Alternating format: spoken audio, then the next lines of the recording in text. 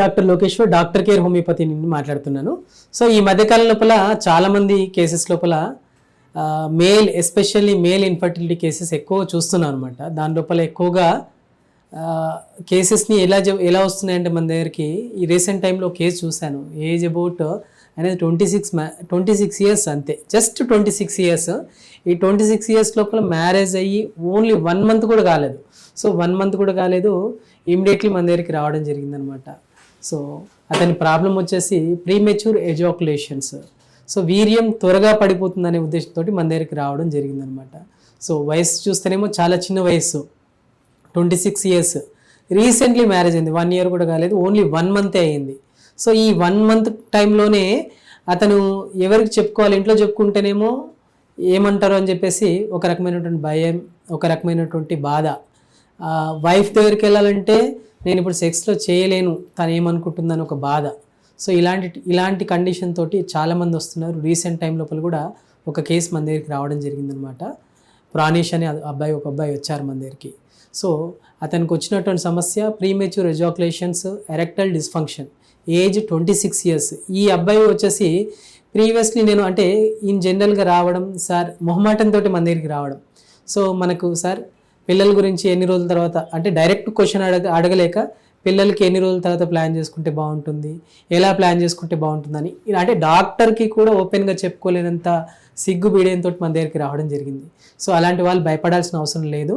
So ఏంటనంటే ఒకవేళ premature ఎజాకులేషన్స్ ఉన్నా, ఎరెక్టైల్ డిస్ఫంక్షన్ ప్రాబ్లం ఉన్నా కానీ మన దగ్గర మంచి ట్రీట్మెంట్ అందుబాటులో ఉంటుంది. సో అతని విషయం లోపల కూడా సేమ్ థింగ్, అతన్ని కూర్చోబెట్టి ఫస్ట్ ప్రాపర్గా అంటే ఏంటంటే ఒక రకమైనటువంటి యాంగ్జైటీ ఉంటుంది అనమాట. ఈ ప్రీమెచ్యూర్ ఎజాకులేషన్స్, ఎరెక్టైల్ డిస్ఫంక్షన్ అనగానే ఏమనుకుంటారు, నా వయసుకి నేను చెప్పొచ్చో చెప్పకూడదు అని చెప్పేసి చాలామంది బాధపడుతుంటారు. అలా బాధపడాల్సిన అవసరం లేదు. సేమ్ థింగ్ అతని కేసుని కూడా మొత్తం అనాలిసిస్ చేస్తూ, కేస్ స్టడీ చేస్తూ, కేసు మొత్తం కూడా ఇన్ఫర్మేషన్ తీసుకుంటూ ఉంటే, సార్ నాకు రీసెంట్లీ అతను చెప్పిన విషయం ఏంటంటే రీసెంట్లీ 1 మంత్ కూడా కాలేదు సార్ నా మ్యారేజ్ అయ్యి.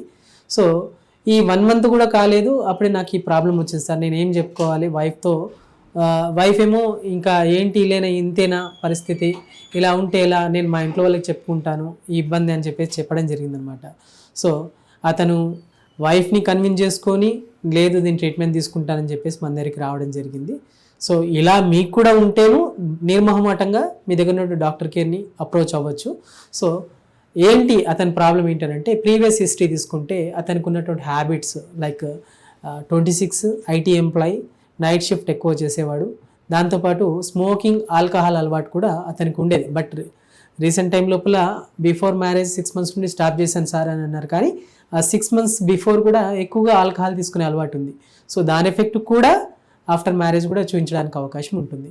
దాంతోపాటు అతనికి ఉన్నటువంటి అలవాట్లు ఏంటంటే ఎక్కువగా వీడియోలు చేయడం, ఫోన్లో ఎక్కువ వీడియోలు చూస్తూ ఉండడం, దాంతోపాటు మాస్టర్బేషన్ అలవాటు అనేది ఎక్కువగా ఉండడం, హస్తప్రయోగం అనేది ఎక్కువగా ఉండడం. సో కంటిన్యూస్గా డైలీ టైం దొరికినప్పుడల్లా చేస్తూ ఉండడం. ఇది ఒక రకమైనటువంటి ఏమవుతుందంటే ఒకసారి అలవాటుగా మారిపోయిందనంటే దాన్ని ఆపుకోవడం అనేది ఎవరికైనా అసాధ్యంగా ఉంటుందన్నమాట. సో మీరు కూడా ఇలాంటి చిన్న చిన్న పొరపాట్లు చేయడం వల్ల ఫ్యూచర్లో ఇబ్బందులు వస్తాయి. అంటే హస్తప్రయోగం చేస్తే ఖచ్చితంగా ఈ ప్రాబ్లం వస్తుందని కాదు, దాని లోపల కూడా కొన్ని రకాలైనటువంటి హార్మోన్ ఇంబ్యాలెన్స్ అవ్వడం కానీ, మన శరీరం లోపల calcium and vitamin D deficiency ఉండడం కానీ, అండ్ కొన్ని రకాలైనటువంటి ఆతృత, యాంగ్జైటీ వల్ల కూడా ఈ ప్రాబ్లమ్స్ అనేది పెరిగిపోవడానికి అవకాశం ఉంటుంది.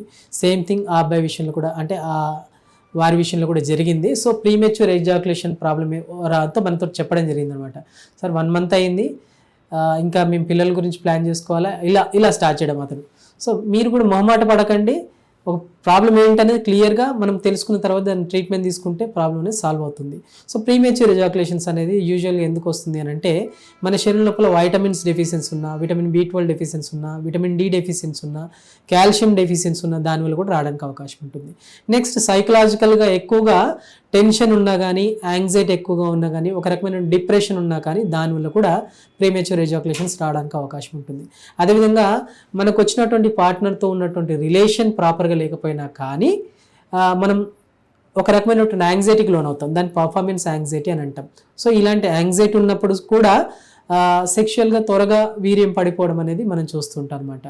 సో ఫస్ట్ పార్ట్నర్ తోటి సెక్స్ అనేది ఒక డైరెక్ట్ ఏదో యాక్షన్ కాదు, ఇది మన మనసులో ఉన్నటువంటి ఫీలింగ్స్ని ఎక్స్ప్రెస్ చేసేటువంటి వే అనమాట.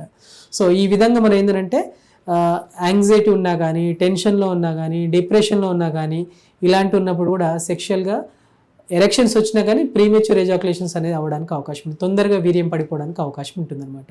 సో ఏదో పనిగా గబగబా చేసే పని కాదు ఇది, మనసు ప్రశాంతంగా ఉండి చేసేటువంటి పని అనమాట.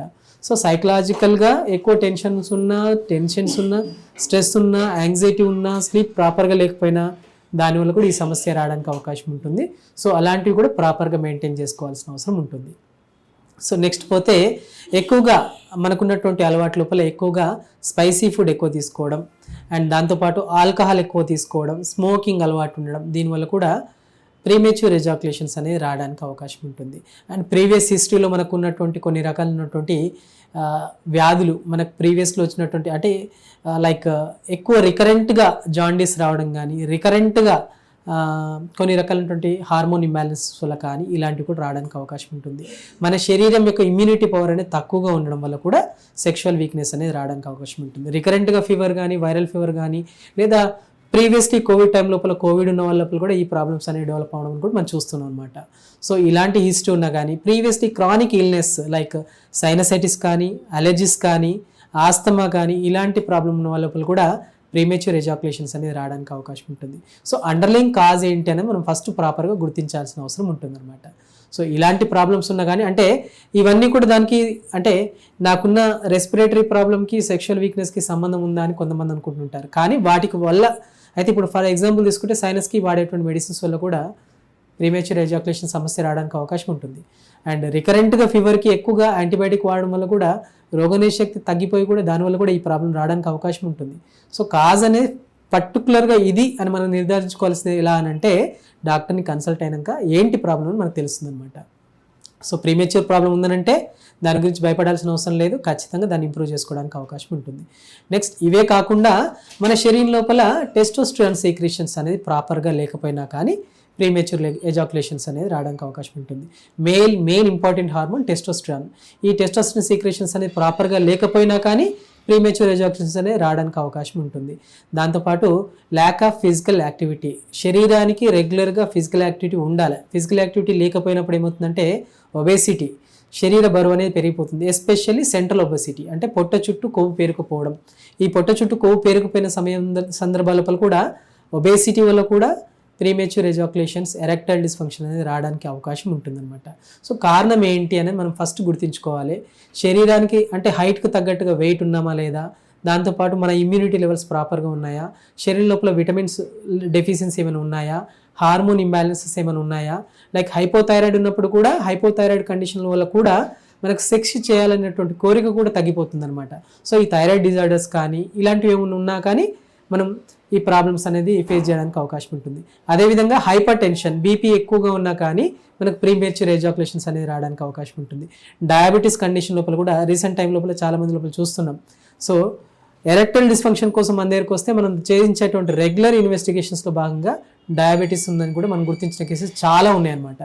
సో ఇలా తొందరగా నీరసంగా ఉంటుంది, సెక్స్ చేయాలని కోరిక లేదు, అంటే సెక్స్ చేయాలని పార్టిసిపేట్ చేస్తున్నాం, త్వరగా వీర్యం పడిపోతుంది అనే సందర్భాల లోపల కూడా చాలా మంది లోపల కూడా కార్డియోవాస్కులర్ డిసీజ్ అంటే గుండెకు సంబంధించినటువంటి వ్యాధులు కూడా గుర్తించిన కేసెస్ చాలా ఉన్నాయన్నమాట. సో ఏంటనంటే ప్రీమేచ్యూర్ ఎజాకులేషన్సే కదా అని నెగ్లెక్ట్ చేయకూడదు. అండ్ రీసెంట్ మ్యారేజ్ అయింది, ఈ ప్రాబ్లం ఉంది అన్న వాళ్ళు కూడా భయపడాల్సిన అవసరం లేదు, బాధపడాల్సిన అవసరం కూడా లేదు, డిప్రెషన్లోకి వెళ్ళాల్సిన అవసరం లేదు. సో ఏంటంటే ఈ సెక్స్ అనేది ఏంటంటే మీ ఒకరికే కాదు, మీ పార్ట్నర్కి కూడా చాలా రకాలటువంటి ప్రాబ్లమ్స్ని క్రియేట్ చేస్తూ ఉంటాయి అనమాట. సో ఇమీడియట్లీ మ్యారేజ్ అయిన తర్వాత వితిన్ 1 monthలో కూడా డివోర్స్ వరకు వెళ్ళే కేసెస్ కూడా మనం చూస్తున్నాం. దానికి గల కారణాలు ఏంటంటే మేల్ అండ్ ఫీమేల్ మధ్యలో ఉన్నటువంటి పార్ట్నర్స్ మధ్యలో ఉన్నటువంటి సంబంధం, సెక్షువల్ సంబంధం అనేది ప్రాపర్గా లేనప్పుడు దానివల్ల మీ యొక్క పర్సనల్ లైఫే కాదు మీ ఫ్యామిలీ లైఫ్ కూడా డిస్టర్బ్ అవ్వడానికి అవకాశం ఉంటుంది. సో ఇలాంటి సమస్యతో బాధపడుతున్నట్లయితే మీ దగ్గర ఉన్నటువంటి డాక్టర్ కేర్ హోమియోపతిని సంప్రదించండి. స్క్రీన్ మీద స్క్రోల్ అవుతున్న నెంబర్కి కాల్ చేయండి.